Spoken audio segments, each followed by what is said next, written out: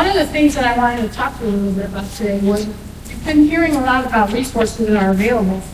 And I'm going to be the downer and kind of talk to you a little bit about what happens when things don't go the way they're supposed to. And what kind of services are available. That's why I was asked to be the last one standing. So I get to do a couple different things that we've heard about, which I think is neat, because as the staff person on the Elder Abuse Commission, I get to be involved on policy and meeting with legislators and advocacy. So it's changing things in a very large systemic. With the Elder Abuse, with the Elder Justice Unit, I'm still seeing what's happening on the ground. And I think it's important, so it keeps me balanced, and actually they parallel each other and they help, and that's what helps me with my advocacy work. So I know some folks get upset when I say some of the downer things, but in Ohio, we have what I would say to you is a fairly fragmented elder justice system. Our systems are not necessarily designed to talk to each other. A lot of them have criteria you heard about. Like, I can't sign up unless I have to get myself in jail first, and then maybe I get a self. But I'm just saying, most programs have some criteria that you have to get around. So from my end, I don't advocate for my colleagues, because they say to me all the time, I'm like, no, I'm not advocating for you, I'm advocating for victims. And victims need us to figure it out. So if you're a victim, historically, and Ohio's not alone, I just came back from a national adult protective service conference that's in Boston. And it was interesting to hear how similar all the states are. In most states, the safety net isn't active. In most states, the safety net is not prepared for the amount of older adults that are coming up now. And in most states, their adult protective service program is severely underfunded. So we're not unique. There were some things that Ohio does that are cool, that I thought that's neat, but then other states you hear and they're like, oh, we're doing that, we're not. So you can't even compare us. So, but in Ohio, it's a reality. Matter of fact, it's getting worse, not better. When I was a young social worker, we used to say 1 in 5 cases came to the attention of authorities. Now there's some statistics, a study done by New York City that says it's as high as 1 in 24. So I just did a talk the other day to veterans. I was talking to the psychologist, clinical psychologist in the VA in Cleveland, learning how to do capacity diagnosis. And I was telling them, all I can tell you is that it's worse, it's not better, but it's underreported, which is why it's so critical that everyone understands what cases need to be solved in. And I also told them I used to be a nice person. But I'm not anymore. I've heard and seen so much, and I know how we kind of dismiss it. We need people like me to say, hey, let's take a look, and my spidey sense is telling me there's something wrong. It's not that I'm against self-determination, and it's not that I'm against healthy aging. I'm just here to tell you, I know there's a whole set of folks that are falling in the cracks, and the victims suffer, and we need to do something about that. So in the commission, I didn't start the commission. Actually, some of you may know that Director McElroy, she used to work in our office, and so she took advantage of the situation and got the Attorney General to bring folks together on a voluntary basis. What's cool about the Elder Abuse Commission, it started in 2009 on a voluntary basis. And if you look at this list, we just expanded the membership recently. We took advantage of the budget cycle and added a few members that were missing. But I have a whole bunch of people who represent the state organizations. And most of those organizations do something having to do with older adults, whether it's preventing abuse, whether it's providing services, because we all have to be on the same page. Now on this side, we have a bunch of nonprofits. And I'm really excited to say, because it's a robust group, and it's growing, and we have attendance.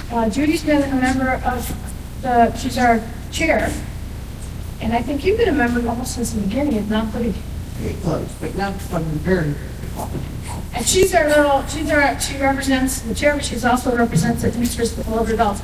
She's always reminding us about how we have to do outreach, and can't just be for professionals, it has to be for older adults, so we can end up doing both. But we have a wide range of members. We are codified, and this was really exciting. It happened. So I don't know how many of you watched the cartoon of I'm Just a Bill on Capitol Hill, and it takes a long time for a bill to become law. This is an example of that. Ohio introduced, one of the very first things the commission did was introduce the Ohio Elder Justice Act. The The act never passed. You know why? It had no money. It was asking Jobs and Family Services to do a lot more, but it wasn't giving them money and they needed it because it couldn't even be supposed to do. But what happened, and I didn't learn this with my job, is that bills can pass the traditional way where it gets introduced and then it has to go from the House to the Senate and then they get to vote on it. Or what I've learned, and it's happened since I've been here, it gets introduced at budget time. As legislators get together during lame duck and they start putting out their language. Well, that's how that bill passed in 2 cycles. In 2015, they took the parts of the bill that were free, which was roughly free, but 2003. And then it happened again in 2018, and that's why today we did the Advocacy law, and I feel very comfortable with my won't work anymore talking about the law because I was very much aware of the process that changed the laws and the limitations. So Ohio is a very robust APS law now, but guess what? It still has a major funding problem. So the budget cycle just happened now, and everyone's patting themselves on the back as an advocate. Because in Ohio we have 88 counties, and right now the budget just gave them from $65,000 to $80,000 to run the program. Now, Jackie, you're a manager back then. I know you have a contract for APS for Hardin County. Hey, can you answer for the folks? Can you run a program with $80,000? No, and people don't know that because they get mad at the Texas services. And so part of the problem is you guys need to be talking to your legislators because Ohio is facing a nice crisis. Because by the year 2030, we're going to have more people turning 60 than 18. And with aging comes vulnerabilities and comorbidities that can lead to people needing help. But without adequate funding, it's hard to have an adequate program. So what it's done is taken the state program, and then at the local level, the counties have to come up with ways to fund it. So I came from the state of Colorado, we could find something like this. They have a Health and Human Service levy, and you can say a lot of bad things about those commissioners that I guess he got out of jail. One of the smart things they did is that they created the Health and Human Service levy because it alleviated the pitting between kids and adults and violence. Every program in Cuyahoga County receives funding from that levy. So when it's time to renew it, who do they use for who gets to be on the pad when they're renewing it? Kids, the burn unit. It's not the little missus can't have enough money to pay for her food. Exactly, but they're benefiting from it. But so the commission, what we want to do is keep advocating so it's codified and our goals are codified, and then of course identifying. We want to improve access to the elder justice system, which is how I'm here today. Is that Judge Stratton, when she was coming up with the Stepping Up program, it's like let's not recreate the wheel. She actually reached out to the elder abuse commission to help lead aging something that makes sense. So that's how I'm here with you today. I guess I introduced myself long. I apologize. So this is what, if you want to learn more about the commission, you can go on our website. It's exciting that we're codified because it means we have to exist. And I'm excited about that. And it gives us, in my opinion, it gives us some credibility. Would you agree with me? We've learned a lot since that's happened. And now we have a budget. For a long time, I had to do things for free. Right? So now we can go out, we have to have a budget so we can do things. So we're drawing up. And so historically, these things are still true. The reason we were brought together was to deal with increased public awareness. That's critical. We need to be partners with the public. They're not part of the problem, they're part of the solution. There's a huge lack of coordination to this day, and like I mentioned to you earlier, the systems don't connect. I'll give you an example. I think we've got a lot of changes to the APS law. In Ohio, we're one of two states that does not have a protective service law for vulnerable adults aged 18 to 50. One of two. And that's a huge gap because things happen to people under 60. And Parkinson's, all kinds of stuff, head injuries. So and helping someone that doesn't fit that gets very challenging. So we know that systems, the continuality. So if I'm an APS, like for instance, I also know overabuse, which I'm going to talk about a little more. Financial exploitation, which is huge. It's been, since the pandemic, it's gone through the roof. It's the highest growing epidemic right now is financial exploitation. It happens everywhere, it's just not in the community. The other big gap for, I think, is if adult protective services does not have the authority to investigate in licensed care facilities. It includes assisted living and nursing homes. Do you guys think there's elder exploitation occurring in assisted livings? Yeah, because you usually have to have a lot of money, unless you're lucky on a waiver claim. You need a lot of money to live in a private assisted living. But I can't go in there, and yes, there's the ombudsman and there's the police, but they can't do what I consider they just can do. They can't help people who don't want to be helped, which is sometimes critical. Now, Joe, you're looking back there saying they can't go to nursing homes, so this is the problem too. A lot of the state counties don't know what they can and cannot do. But when the law was written 30-some years ago, we only had community and old homes. Yeah. Now you have a blending. You guys are going to be impressed because I actually worked for the area agency for 10 years, so I know what waiver programs are. So I know waiver programs are long-term care consumers who live in the community. So that's a group that actually could be, that they can actually work together with, ombudsman and APS. But what I've learned about assisted living, they're licensed by the bed. And a lot of assisted living have communities. So if the person's out in an apartment, that's independent, so APS has. So sometimes I'm getting calls from an APS broker trying to figure out if they have the jurisdiction. I always tell them to go ahead and take a look because who's going to stop you? I was kicked out once. Law enforcement obviously doesn't understand, and I'm not trying to be mean, but there's a huge gap in law. There's not understanding in these cases, it's not just a family matter, and explaining when it's civil versus criminal. I can tell you with a great deal of confidence, you can't really tell by looking at a case from the outside whether it's criminal or civil. It really requires, because exploitation is what it just calls it civil definition. Police call it theft by deception. You put those two definitions next to each other and you go, I don't know which one's civil and which is criminal because they parallel each other. And I always tell folks, you really don't know until you start doing an investigation. It's not like TV where you solve it in an hour, but typically what evidence exists, does it exist, can we get our hands on it, because the burden of proof is what determines whether it's criminal or civil, and whether you can prove it beyond a reasonable doubt. I spend a lot of my time talking to all these people, and of course prosecutors, teaching them how to build a case with evidence-based prosecution. They're going to tell me, prosecutors, any prosecutors in here? Because typically they tell me all prosecution is evidence-based. They have to meet the criteria. I just told you, beyond a reasonable doubt. But the difference is that in these cases, the victim, and I'm going to say victim because it's a legal term, it's not at all on the spectrum, I understand slightly, but the victim typically isn't cooperating in the investigation.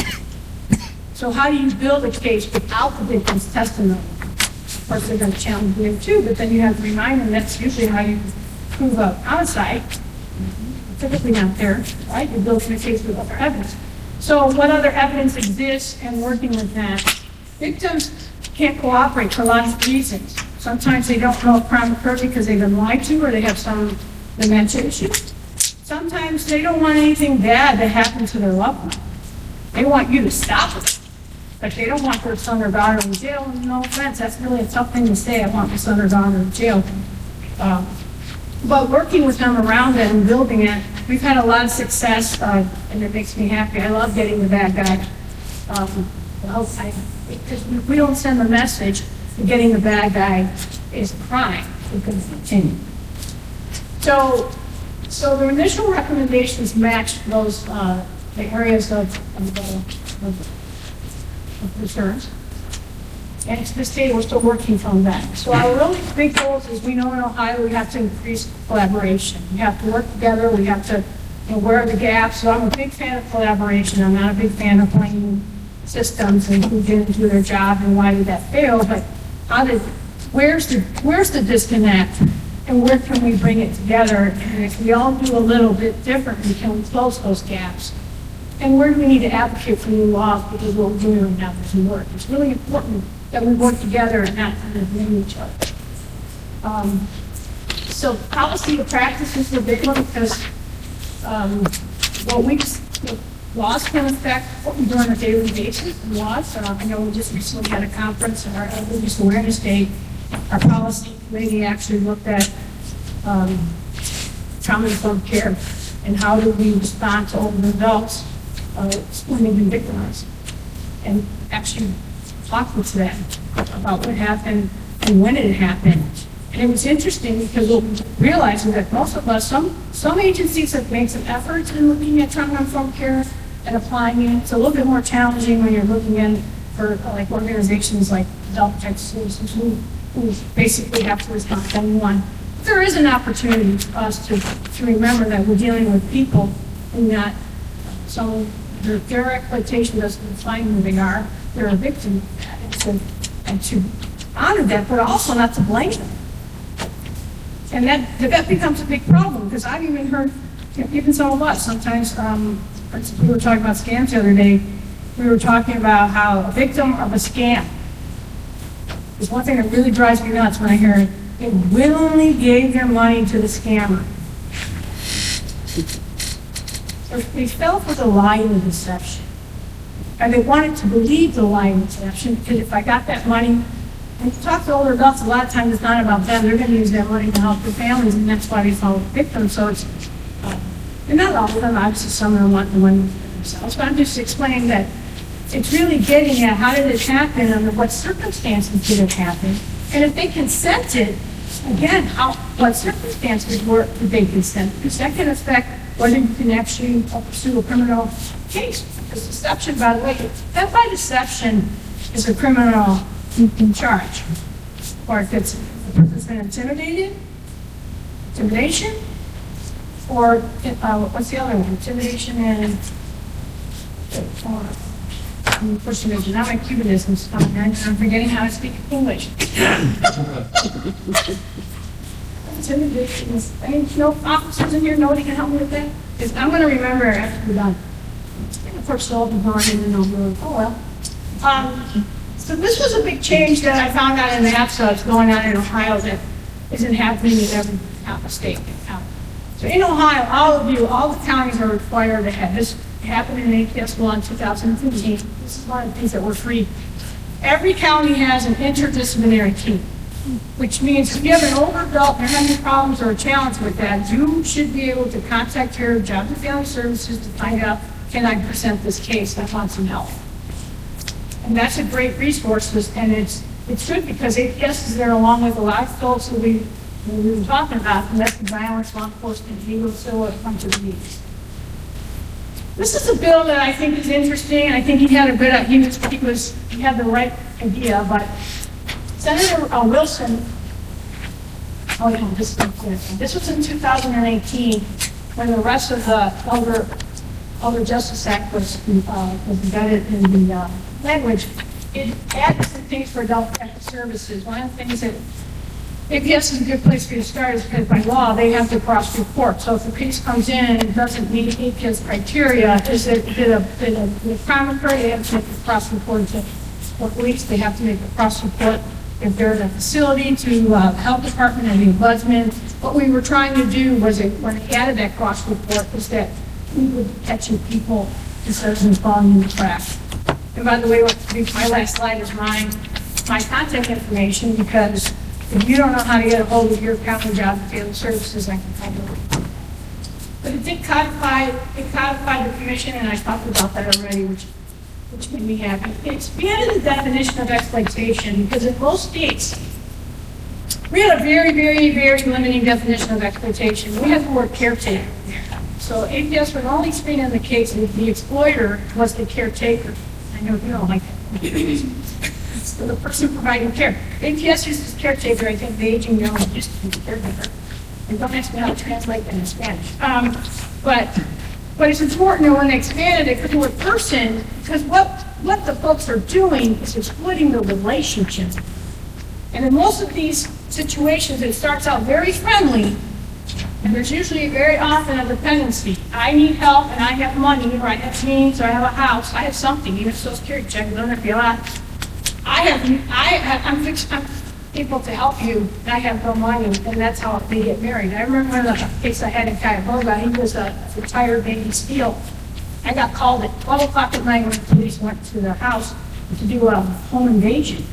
And we sat down and talked to him. How did this relationship start? Up in Cleveland, we get snow. Has it snowed that day? Just a little bit. We get a ton of snow. The guy was shoveling his walk.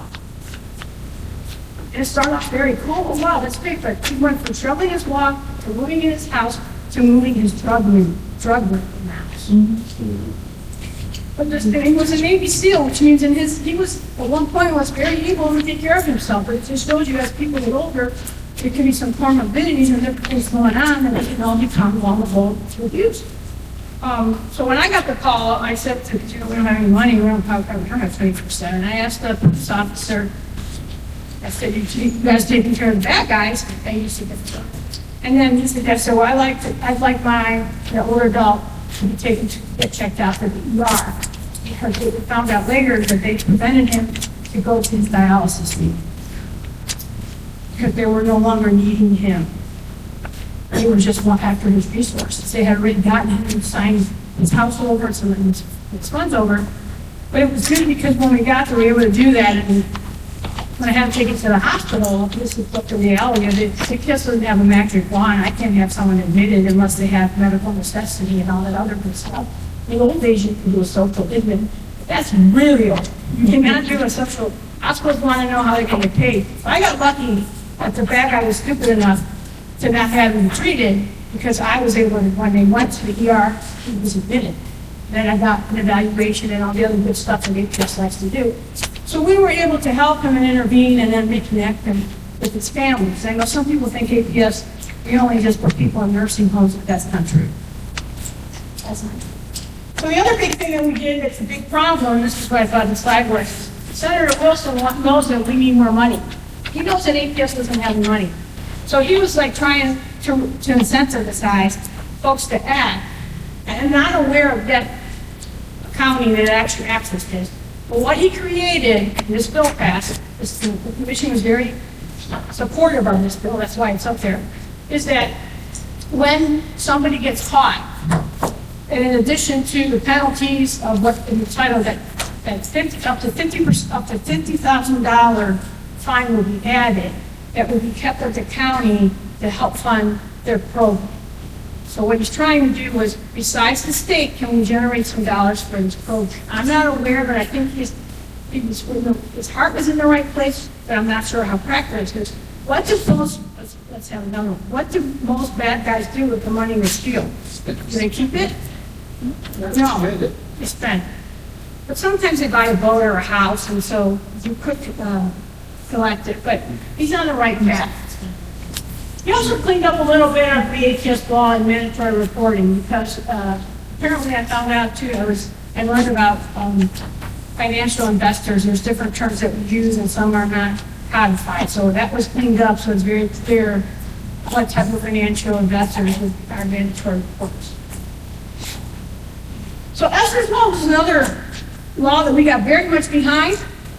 And this was interesting. I know this time in my office, the healthcare fraud section was very concerned because they already were using granny cams when they were doing investigations in nursing homes and had busted people stealing possessions from our residents and other stuff. But they didn't want that. This law requires that the resident have a little sign on the top of their door that says there's a camera in here. Thought that would affect the investigation.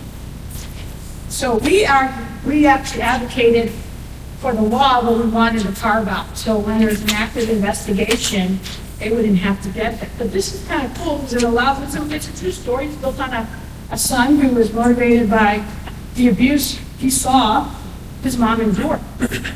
So that's how the Esther's her name, but it's to try to help other families to see what's going on and have a camera. Now, I know there's a lot of good places out there, of course, as an EPS person and mental abuse. I see a lot of bad things, and sometimes that's cute. But I do know that there are some really good facilities, they're not all bad, but it's really important if you do have someone in a loved one and visit them.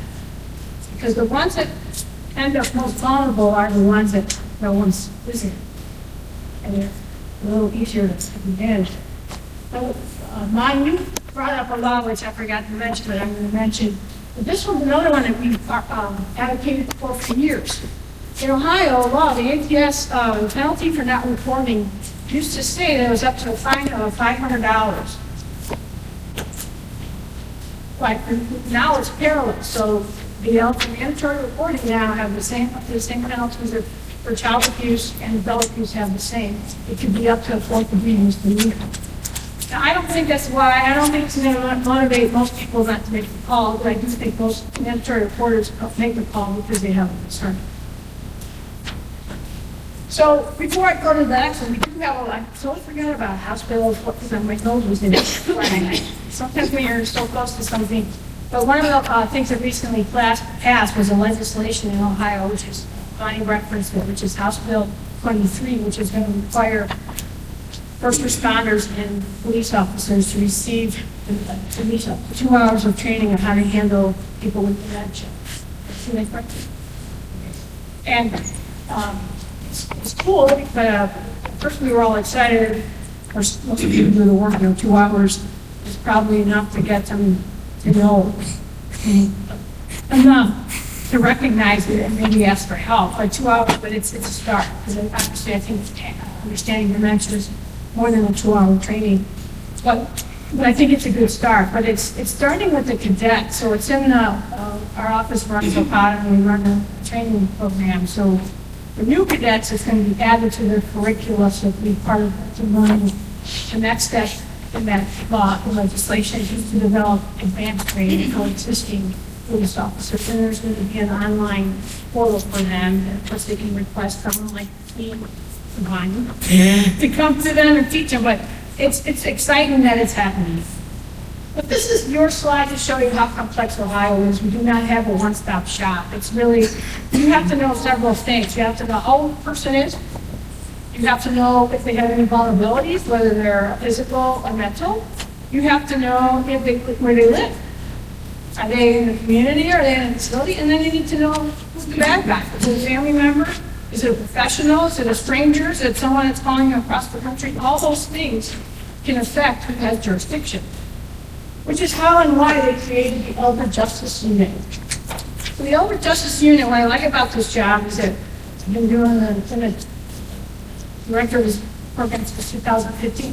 What I like about this job is that I have absolutely no jurisdiction. Okay? But that's also what I hate about this job. Because at the end of the day, if someone's not doing what they're supposed to do, I can try to persuade them, but at the end of the day, I can't make them listen to me. And that's the part I don't like. In most state offices, when you talk to local, most of the organizations provide oversight, most of the boots on the ground, because another phrase I learned after joining the office is Ohio's a home rule state. I don't know how many times I've gotten phone calls about a family member telling me the prosecutor is the one to go forward. So then I have to explain to her how I can't undo that prosecutor's decision. But what she doesn't know is that I'm going to call that prosecutor to see if I can extend a little olive branch and maybe I could change their mind. One of the things I've learned in my job is that when a police officer tells a family member it's civil, they know they're going to leave. They know they're going to leave. And then they say, well, you go vote out to APS. So same family goes to APS, and APS says, that's criminal. What happens to that family? What happens? Well, just not. Tell me what happens. Nothing. But they're smart to call us. Because one of the things that we do is try to reconnect and get folks into the right situation. So the folks that are calling us, it's either a family member or a victim has been unsatisfied with the help they receive. Did I say that nicely? No bad words, you guys can't tell me. Or I get just as many calls from professionals who don't know what to do. So in that situation, we have resources in our office that we can help. If it's like APS, sometimes they need help establishing a relationship with law enforcement. Sometimes a neutral person like myself or my team is just like the doctor ordered, because you're not part of the task force, you're not part of decisions that were made, or we've always done it this way. You can ask questions that they can't. So sometimes we can function as a liaison. So when we started the program, it was initially just to increase prosecution of these cases and holding bad guys accountable and proving services. What we found in this process is that the cases weren't coming forward because there was all this family members being afraid to come forward, being embarrassed, so they're not coming forward. You got law enforcement saying, well, this is civil. So it's like, okay, before we can get this, we still want to do that. But we have to really up our game up to do a lot of outreach and education. And it's anyone. We educate older adults, we educate law enforcement, anyone who will let them talk, we'll educate. We realize there's a whole lot of problems on this end to get over there. And so this is what I already mentioned, it says the big maze trying to figure out where you're going and how to get there. So since our inception, we've done some work. Since the beginning, we've opened over 30,000 cases, and we really upped our training. So just in the last 2 years alone, you can see that we've reached over 7,000 people. And guess how many people I work with? My unit. 3. 3 of us do a lot of training and also take care of the intake in the cases in the disposition. And that's important. That's our contact information. And by the way, the slides, I tried last night to send you all the slides. I also did a PDF of all the slides. They went out last night. Caroline got the email, so you will definitely get all the slides. And some of you might have gotten them already if your email didn't bounce it back and it wasn't too big. So in the office, I have point people across my unit. So this is the other thing I like about my job. I have 3 people, but I have a partner in all these other sections. And I don't have to supervise and do any evaluation. But I can call them up so I can get information. So most oftentimes it's a healthcare fraud because we figure out this person is in a facility, it's within their range, and it's crime. It's not just I didn't like my pudding. It's actually a situation where they don't call it theft by deception and they don't call it exploitation. They call it misappropriation of funds, which is the other thing that I didn't mention. It's all our systems have different jargons. You need a roadmap just to get through. Special prosecution we've used a lot when the prosecutor in a county either isn't able or doesn't have the skill set. They can invite us to either take it over or be a second chair. So we work closely with people in our office. I also work very closely with local municipalities. Like I said, I can't tell them what to do, but I can offer some suggestions. And I always say, you don't have to listen to me. If you don't want to take this advice, don't. I don't have any oversight over you. So it gives me some ability to say what I want to say without worrying about, as long as I don't say anything bad. So we work closely with long-term care ombudsman, which you can imagine. We make a lot of referrals. I want someone to lay eyes on that person. They know they're up. No, I can't. So we can make a referral to them. These are some of the folks we work with. So I kind of mentioned to you the goal of the unit in terms of expanding capacity. And I want to get to expanding capacity because my goal is to teach you so you don't need my resources. We do a lot of, give you an idea of one of the most recent efforts in expanding capacities. In the Adult Protective Service Law, there's a provision for ABS to petition public court to order a protective service law. Right now in Ohio, the 88 counties, many counties haven't done a protective service order forever. They'll do a guardianship. That's way more invasive and way more less. So a protective service order is actually less restrictive. So we've done a lot of capacity building, meeting with counties. Why isn't this happening? You've got to have some three-legged problem. You've got to have your judge and your magistrate. You've got to have your prosecutors, but finding out why that's not happening and then providing them the resources. Last week we did a webinar for Job and Family Services with myself, 2 prosecutors, one from Summit County and one from Lucas, and a doctor from UH Hospital, because the other big problem with protective service orders, you have to understand what an incapacitated adult is versus an incompetent. And I have to remind people all the time that a competent person can be incapacitated. And I bet you everyone in this room has been incapacitated. Did you go to a wedding? Or you went to surgery? You had to get medication? So you have to remember there's a difference. So building capacity, that's just a slide that talks about what I just talked about to you. Community need, I know there's a need out there.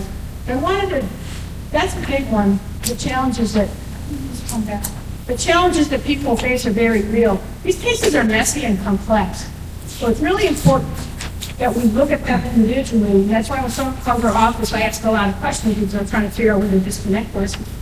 But I also know there's a lot of ethical considerations. Because yes, this is America and we all have civil rights. And so yes, we have the right to make poor decisions. But I would argue with you, a poor decision should not be leading to serious harm.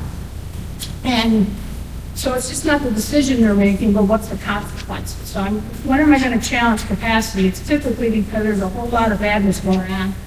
And at what point do we stop protecting the individual's right to make poor choices when there's consequences to their actions? And that is ethical too, and you and I might not agree, and that's why these labs are so important, because we have to talk it out. But they have a lot of stuff that they have to work through.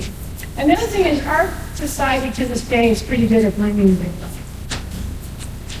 I saw a really good study done by Harvard looking at why people are really victimized with scams. I don't know how many times I've heard people, I can't believe it, what's going on. We're blaming them instead of, what about the bad guy who's taking the money? So there's a lot going on here, and I can see how I spend my day. But I wanted to share a case with you that give you an example of a case that came our way. We had a case, I'm going to call him Jack for the purposes of this. It's kind of like a show where you want to in the show. That's a 74-year-old male who lives in Franklin County. He's divorced. His ex-wife Bill is very involved, and so is his stepson in hearing about it. He suffers from arthritis that has resulted in one knee replacement and two hip replacements. A couple years ago, he fell, which led to a surgery in his back. He also has visual impairments, AFib, so he has a pacemaker, and he's diagnosed with schizoaffective disorder, and he's a veteran. How I met him is his ex-wife called the office, and she tells me about how she's concerned about him because he's been, she thinks that he's being financially exploited and abused by his live-in friend. She's attempted to make police reports to the Madison Township PD. She's tried to get him civilly committed. It didn't work. And then she called APS, and Adult Protective Services. It didn't work. So this is a typical case that they're calling us, okay, I got this problem, I'm seeing it. Apparently Jack didn't like to be alone. And he had some girlfriends. The last one latched on and was using him quite a bit. So this is an interesting story because I know I'm talking to you about APS and here we are talking about the criminal justice system, but in these cases that I'm seeing with older adults, they're more likely to come in contact with the criminal justice system because of self-harm or self-neglect or hoarding, and somehow they get involved with the criminal justice system. Less likely for them to actually be an offender, but it does happen. This is an interesting story because Jack, of course, he liked the social contact. And that's like the first one you have to like pass. And people are like, well, he's an adult, he can do whatever he wants with his money. But his family was seeing the decline of what was going on and they were taking advantage of him. Well, one day, apparently, this is how this case came to light. So we tried to reconnect with everybody and we reached out to Adrena because one of the best things I like about the commission, I have memberships and partnerships all across Ohio. So I'm like, okay, we need to reach out to the mental health because we know what's going on there. Because every county has this. One system might be stronger than the other. So if you don't have, maybe you don't have a good APS system, but I know you're probably court charges dynamite, so I'm going to try to support some bad. But maybe we're going to go in that direction. But in this situation, we wanted to go with the mental health. And we wanted to, and it was a veteran, and we're like, which ended up being good because what we found out, and this is how we ended up getting help, Jack's girlfriend's son Jack assaulted the girlfriend's son because he realized he was stealing his money. The guy files charges, which is how we end up saving Jack. Not through our victim services, we end up saving Jack and helping Jack because we identified him as a perp. And then he gets introduced to the Veterans Court. But it's just interesting for me because it's like, well, we didn't help him the way we were supposed to help him, at least what you think. We were able to help him and separate him because usually when these things are occurring, you have to try to separate the victim from the perp. And then when you separate them, you try to figure out to educate them so they become a willing victim because it does happen. or through the testing and finding out there's a capacity issue, but how we were able to intervene, and I think, and I think it's all because the Elder Justice Unit took the time to figure out how the systems were working and not working together, is that he went to the Veterans Court and we were able, because I'm looking at you because I know you represent the special population, but that's how we got him help and separate him from his bad guy. But he was the victim, but the piece of it can get messy. When are they the victim and when are they the third? You have to be patient, and I think that was a good case to show you and demonstrate how these systems don't always work, and how sometimes you've got to listen and then and figure out a different way to try to help. So that's my story. My contact information is not there.